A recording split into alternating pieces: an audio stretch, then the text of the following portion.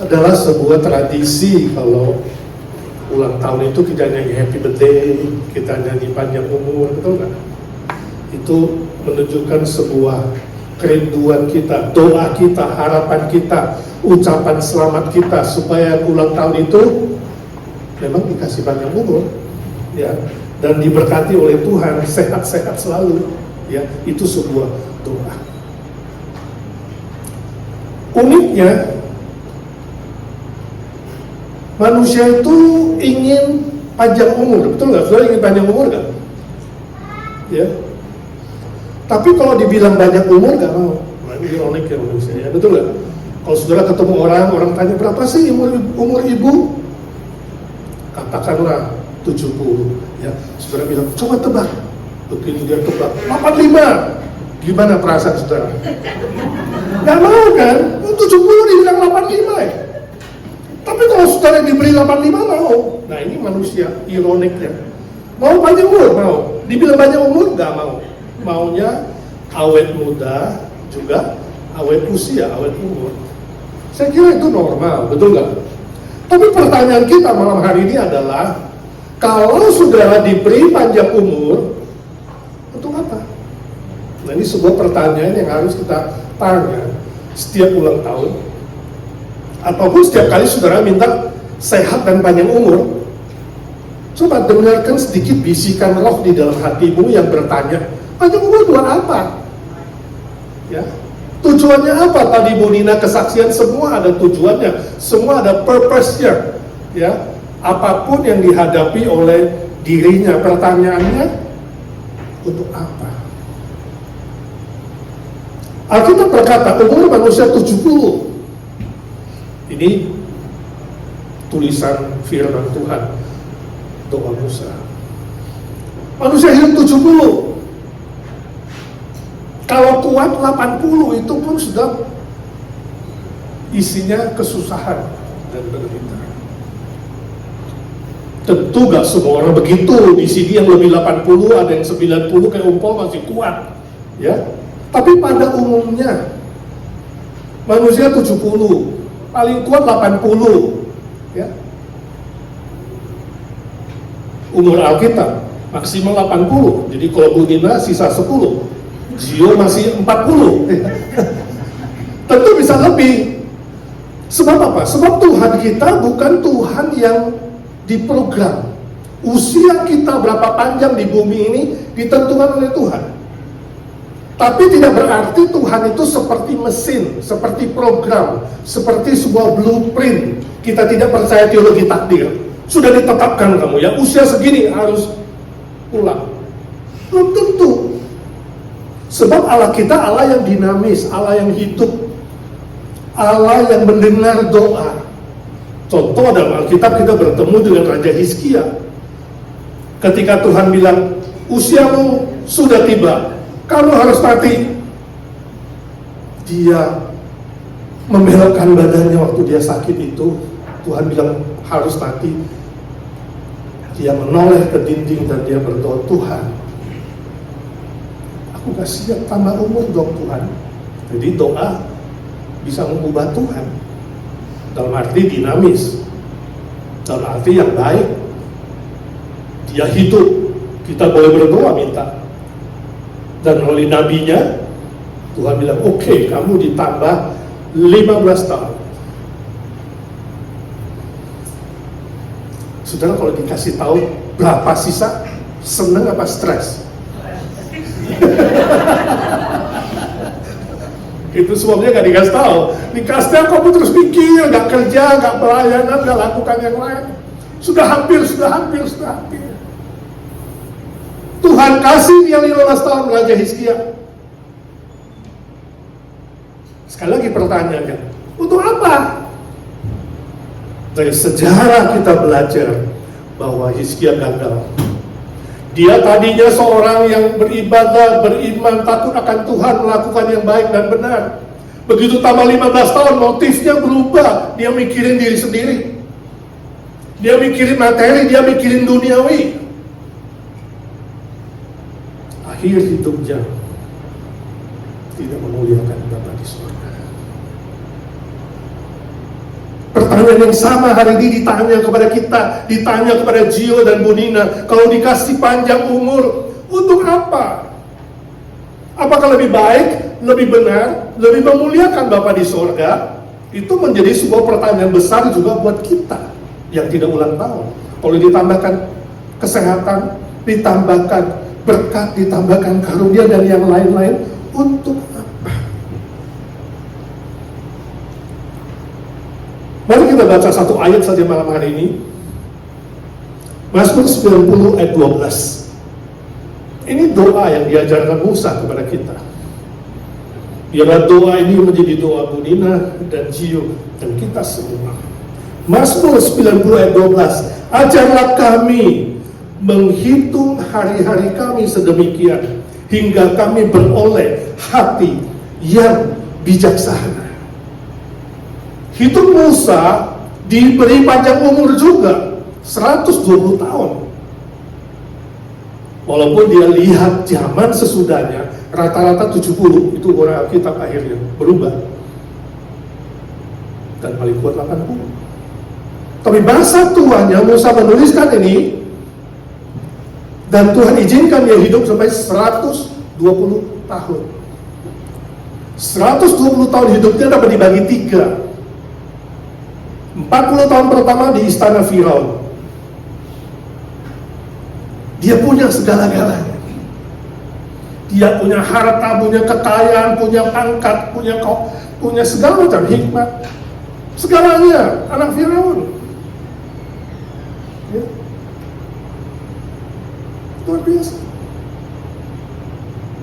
Seolah dia berkata, I am everything, saya segala-galanya. Itu sebabnya waktu dia keluar, dia melihat bekas rakyat yang sendiri, orang Israel yang disiksa itu berantem. Dia coba jadi pembela, jadi hakim. Dia lihat orang Mesir menganiaya budak orang Israel, dia bunuh orang Mesir itu. Dia punya kuasa. Dia lihat orang Israel berantem dengan orang Israel, dia ingin menyelesaikan perkara mereka. Kenapa kamu saudara berantem? Seolah-olah ingin jadi hakim, jadi polisi, jadi wakil negara, sebab dia segala-galanya. Tapi ketika dikatakan, kemarin saya lihat kamu bunuh orang Mesir itu, apakah engkau juga akan membunuh aku? Takut dilaporkan, Musa melarikan diri di padang gurun. 40 tahun kedua, sepertiga yang kedua, dia hidup di padang belantara. Dari kerajaan turun jadi penjaga ternak. I am nothing. Dia berasa nothing. Sepertiga yang kedua. Sepertiga yang ketiga, Tuhan datang memanggil dia, kembali ke Mesir. Aku angkat kamu jadi nabi. Kamu pimpin Israel keluar Mesir. Dari gak percaya, karena nothing sekarang dijadikan something. Akhirnya dia yakin dan dia berangkat. Itu sebenarnya 40 tahun terakhir, sepertiga terakhir, dia gunakan untuk melayani Tuhan dan melayani bangsanya. Jadi berhasil, dia sukses. Seolah-olah hidup yang ketiga berkata, I am something because my God is everything. Aku sekarang berharga sebab aku tahu Tuhan Allahku adalah sumber segala-galanya. Waktu dia susah, dia dihibur. Waktu dia sakit, dia dipulihkan. Waktu dia lemah, dikuatkan. Waktu butuh pimpinan, Tuhan pimpinan dia. Sumber segala sesuatu adalah Allah Sang Pencipta, yang hari ini kita kenal di dalam Mesias, Juru Selamat. Hidup Musa diubah sehingga boleh dikatakan sepertiga terakhir menjadi hidup yang sukses di mata manusia dan di mata Tuhan. Saya harap itu menjadi goal kita Kalau saudara diberi panjang umur, saya diberi panjang umur, mari kita berjuang bersama Tuhan, sumber kita, menjadi orang yang sukses di mata manusia dan sukses di mata Tuhan. Kalau saya boleh tanya kepada saudara, saudara di tahap kemana? Saudara ada di posisi mana sekarang? Bagaimana perasaan saudara ketika saya berbicara di sini? Saudara merasa nothing? Gak punya apa-apa? Oh Pak, saya sejak kecil gak punya apa-apa. Bahkan sekarang pun gak ada apa-apanya. Nothing, I'm nothing. Atau saudara mengatakan, oh, I'm everything. Oh, I'm something, I don't know. Saya tidak tahu kondisi saudara, tapi berdoalah, mohon hikmat dari Tuhan. Kau boleh minta kepada Tuhan hari ini, mintalah hikmat, sehingga saudara dan saya boleh menjalani hidup ini, menghitung hari-hari, menjalani hidup kita ini dengan sukses di mata manusia dan di mata Tuhan. Amin.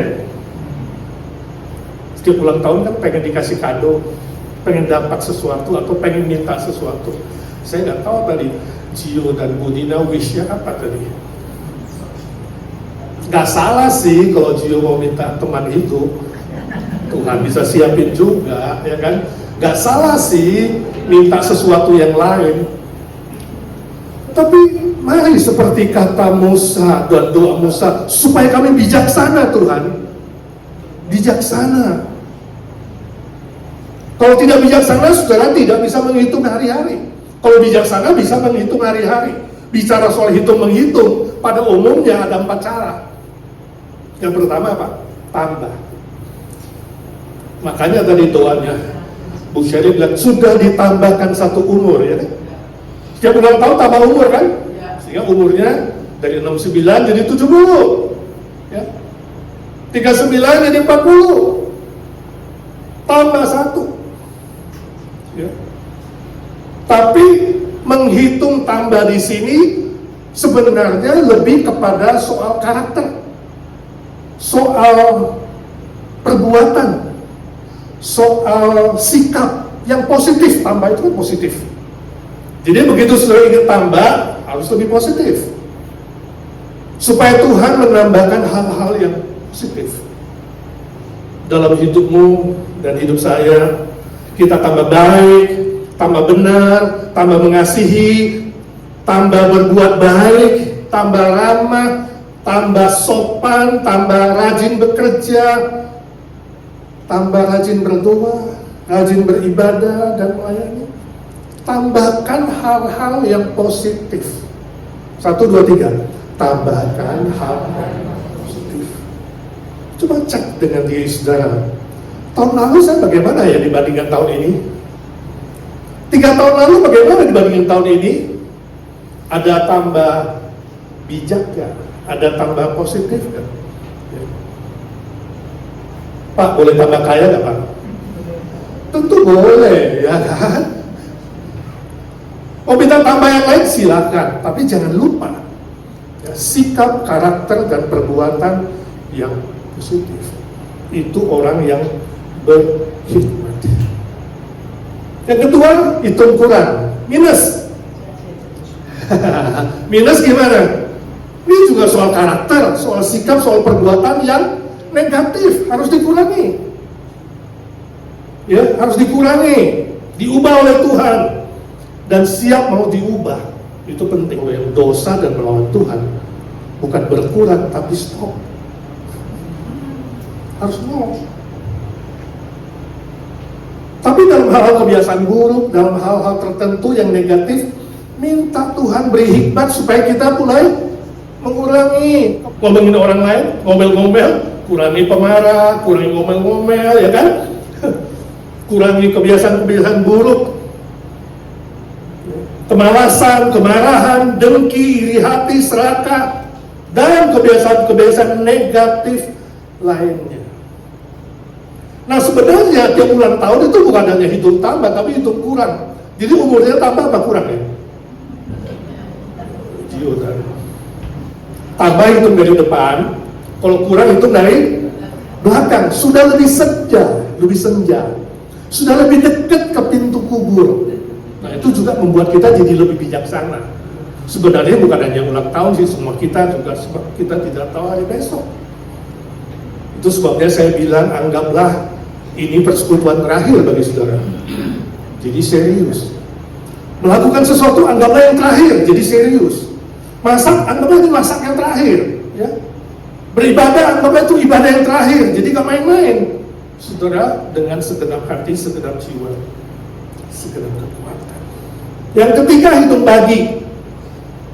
Hitung bagi itu adalah kebahagiaan yang sejati. Sebab Yesus bilang adalah lebih berbahagia memberi daripada, lebih berbahagia berbagi-bagi daripada mengumpulkan. Ya, berbagi-bagi, ya. Hal yang baik, hal yang benar, ini adalah wujud pengucapan syukur kepada Tuhan. Ini adalah wujud tahu berterima kasih kepada Tuhan. Ini adalah wujud yang konkret menolong orang lain sebagai terang dunia dan garam dunia. Ingat saudara dan saya datang ke dunia gak bawa apa-apa. Jadi kalau saudara bilang, aku sekarang gak punya apa-apa, itu salah. Sebab gak punya apa-apa itu nanti waktu dikubur, datang gak bawa apa-apa, waktu mati gak bawa apa-apa, betul. Tapi masih hidup di sini ada apa-apa, betul gak? Jadi bisa tetap bersyukur, bisa memakai semua yang dititipkan Tuhan. Bukan hak milik. Kenapa harus bagi-bagi, Pak? Bukan hak milik. Numpang lewat, cuma dititipin, pakai ya, bagi-bagi ke orang lain. Nah kalau saudara tak bagi-bagi, berarti saudara tidak menjadi manajer yang baik, tidak menjadi seorang murid yang baik. Yang keempat, hitung kali. Tidak ada tambah, ada kurang, ada bagi, ada kali. Kalau kali itu multiplikasi, pelipat gandaan, dikali dengan waktu yang sama, tenaga yang sama, bisa melakukan hal yang lebih banyak dari orang normal. Nah ini namanya pelipat gandaan, ya. Ibu-ibu paling pintar tuh, ya. Bisa sambil masak, ya, sambil telepon ngomong sama temennya, ya kan, kakinya sambil goyang-goyang bayi, telinga dengar musik, mata masih bisa lihat TV. Pria susah, begitu dengar sama baca udah gak bisa, bingung mau yang mana dulu. Tapi wanita bisa 5. Itu namanya insting ke-6 yang tidak dipunyai oleh pria. Itu sebabnya wanita lebih pintar. Amin. Tapi sayang sekali, saking pintarnya wanita pertama kali jatuh dalam dosa. Wanita yang makan buah yang dilarang Tuhan itu Hawa.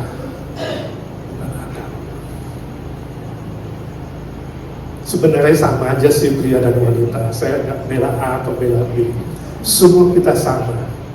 Ada batasnya, ada limitnya. Baik kaya, baik pintar, baik sehat, baik punya hormat, punya apa saja.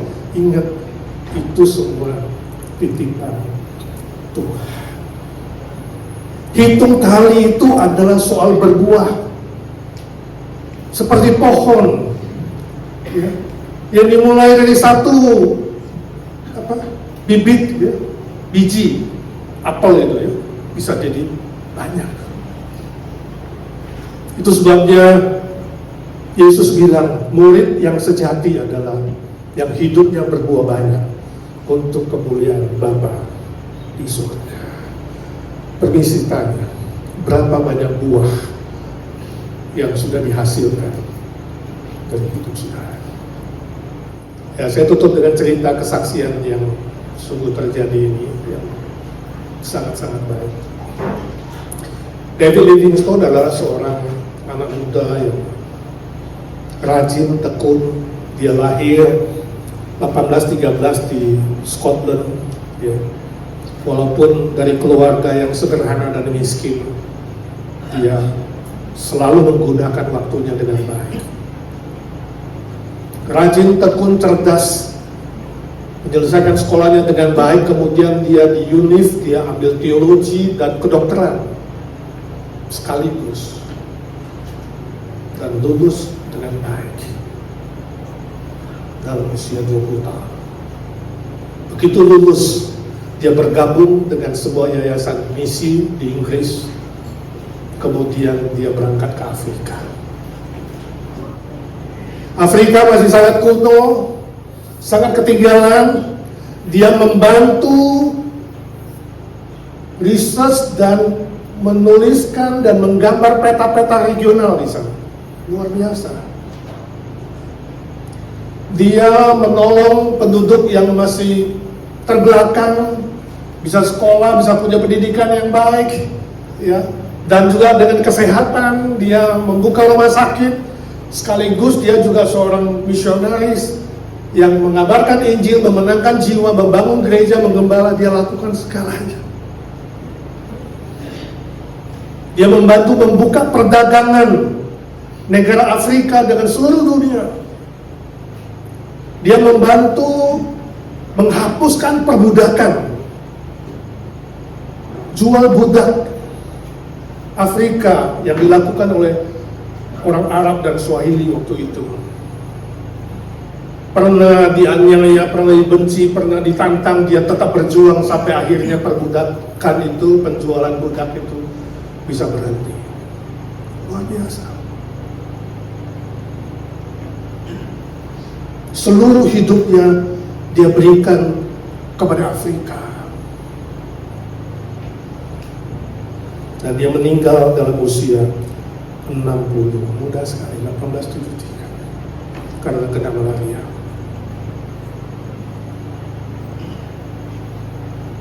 Terbalik dengan Musa. Kalau Musa memberikan sepertiga, seluruh sepertiga hidupnya untuk Tuhan, Livingstone memberikan 2/3. 40 tahun hidupnya dia berikan untuk Tuhan. Semua orang Afrika sangat menghormati, menghargai. Ada di dalam sejarah, baik itu secara sosial maupun secara gereja, secara pemerintah di Afrika, namanya tidak bisa dilupakan. Dia telah membawa nama harum negaranya, sehingga waktu dia meninggal, pemerintah Inggris bilang, kirim balik mayatnya, kita akan kubur dengan upacara kenegaraan di sini. Penduduk Afrika bilang, no, dia milik kita. Dia mencintai kita, hatinya ada di Afrika. 2/3 dan 1/3. Akhirnya ambil jalan tengah. Jantungnya, hatinya diberikan kepada orang Afrika, dikuburkan ke sana. Sebab Livingstone pernah berkata, hatiku untuk Afrika. Dan teman baiknya bilang, kalau begitu kuburkan jantungnya di sini, tubuhnya boleh bawa pulang. Dan diadakan upacara kenegaraan. Menjadi keluarga ningrat, keluarga orang-orang penting di sana, dimakamkan di Westminster Abbey. David Livingstone telah membuktikan dia berhasil diberkati Tuhan, dipakai oleh Tuhan, menjadi seorang yang sukses di dunia ini, di bumi ini, dan sukses di mata Tuhan. Saudara, tentunya kita gak seperti dia, gak bisa seperti dia, dia unik. Tapi mari sekali lagi pertanyaannya, kalau panjang umur, mau apa? Untuk apa? Mari sekali lagi kita mempersembahkan sisa hidup, saya gak tahu berapa, sisamu dan sisaku. Kalau saya 65, kalau Tuhan kasih 70, 35. Itu sebabnya saya planning hidup saya itu 135. Mungkin 5. Tapi kalau Tuhan kasih 80, saya tinggal 15. Tinggal hitung sendiri. Yang 80 sudah lebih. Nah kalau sisa 1, 2, 5 tahun, mau apa? Biarlah malam hari ini kita mulai melihat pelipat gandaan hidup kita. pemakaian seluruh waktu yang Tuhan titipkan kepada kita, menghitung waktu-waktu itu, menghitung hari-hari itu, menjadi orang yang bijaksana di hadapan Tuhan dan berhasil di hadapan Tuhan dan di hadapan manusia. Amin. Mari kita berdoa. Bapa di sorga, kami mengucap syukur dan terima kasih. Suara hamba-Mu sudah berhenti ya Tuhan. Biarlah kami minta suara Roh Kudus terus mengiang-ngiang di telinga kami, berbisik-bisik di hati kami, supaya kami terus belajar bertanya. Kalau Tuhan tambahkan umur, tambahkan berkat, tambahkan karunia, untuk apa? Pasti ada tujuannya, untuk kemuliaan-Mu Bapa, untuk menjadi berkat yang nyata bagi banyak orang lain ya Tuhan. Tolong kami, supaya dalam hidup kami menambahkan hal-hal yang baik, yang positif, yang benar, yang menjadi berkat, dan mengurangi hal-hal yang tidak baik, dan yang berdosa kami stop sehingga nol. Tolong kami ya Tuhan, membagi-bagikan dengan bijaksana apa yang Kau titipkan bagi kami, sebab di dunia ini tidak ada hak milik kami, hanya dititipkan saja dan diminta menjadi manajer yang baik dan setia. Tolong kami ya Tuhan, menggunakan seluruh hidup kami, melipat gandakan waktu-waktu yang Tuhan sisakan bagi kami. Kami tidak tahu berapa panjang, tapi kami tahu satu hal, Tuhan bisa memberi kami hikmat surgawi, khususnya bagi Bu Nina dan Gio. Ya Tuhan, tambahkan hikmat untuk menghitung hari-hari dengan bijaksana. Terima kasih Tuhan Yesus, Kau sudah dengar doa kami. Jawablah dan kabulkanlah ya Tuhan, sesuai dengan waktu-Mu, cara-Mu, dan kehendak-Mu yang terindah. Dalam nama Tuhan Yesus Kristus kami berdoa dan memohon berkat dan mujizat Tuhan. Amin. Amin.